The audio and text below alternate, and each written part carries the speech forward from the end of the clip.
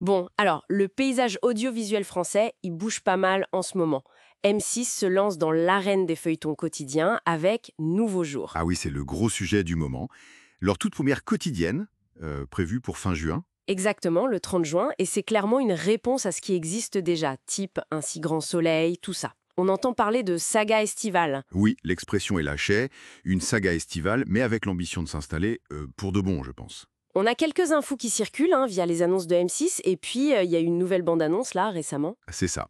Ça nous donne une idée un peu plus précise de ce qui nous prépare. Alors justement, essayons de décortiquer un peu ce nouveau jour. Qu'est-ce qu'on sait vraiment? Bah, déjà, l'ambition, elle est claire. M6 veut frapper fort, s'imposer sur ce créneau qui est quand même très très concurrentiel. C'est pas juste pour remplir une case horaire, quoi. Non, non. L'idée, c'est vraiment de créer un rendez-vous. Le lancement à 20h35, fin juin, c'est stratégique, juste avant l'été. Ils disent avoir mis les petits plats dans les grands, j'aime bien l'expression. Concrètement, ça veut dire quoi pour une série comme ça?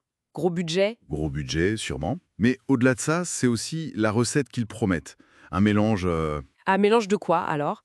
la base, c'est du soap, hein, le feuilleton sentimental classique, les histoires de cœur, de famille, Ok, le drame familial. voilà.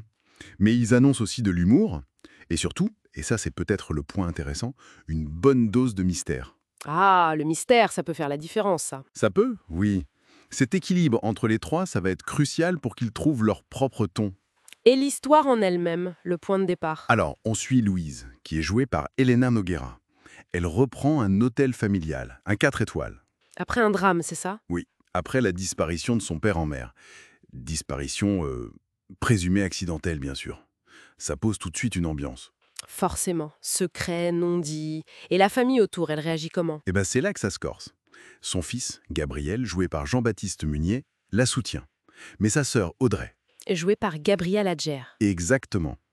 Elle vit très mal cette situation, cette succession. On nous parle d'un lourd secret de famille qui les divise. Le fameux secret de famille. Un classique. Toujours efficace pour créer des tensions, oui. Et pour rajouter une couche, il y a la fille d'Audrey, Théa. Marion Haïmé qui revient et qui apparemment va tout chambouler. Perturber l'équilibre, comme on dit. Bon, ça fait déjà pas mal d'ingrédients familiaux, mais vous parliez de mystère tout à l'heure. Oui, et c'est là qu'intervient le corbeau. C'est assez mis en avant dans la promo, Le corbeau, carrément. carrément. Une menace anonyme qui s'attaque à l'hôtel, à la famille. La bande-annonce mentionne du chantage, des attaques. Ah oui, ça change un peu des simples querelles d'héritage. Le corbeau, en France, ça évoque tout de suite quelque chose de plus sombre, non? Exactement. Ça renvoie au film de Clouseau, à cette ambiance de suspicion, de secret qui éclate au grand jour. Ça pourrait donner une tonalité un peu thriller, peut-être. C'est une piste intéressante. Est-ce que c'est ça leur carte pour se démarquer? Injecter plus de suspense? Possiblement, la bande-annonce suggère aussi d'autres intrigues, hein, des conflits entre les employés de l'hôtel, d'autres secrets. M6 n'arrête pas de répéter le slogan, hein.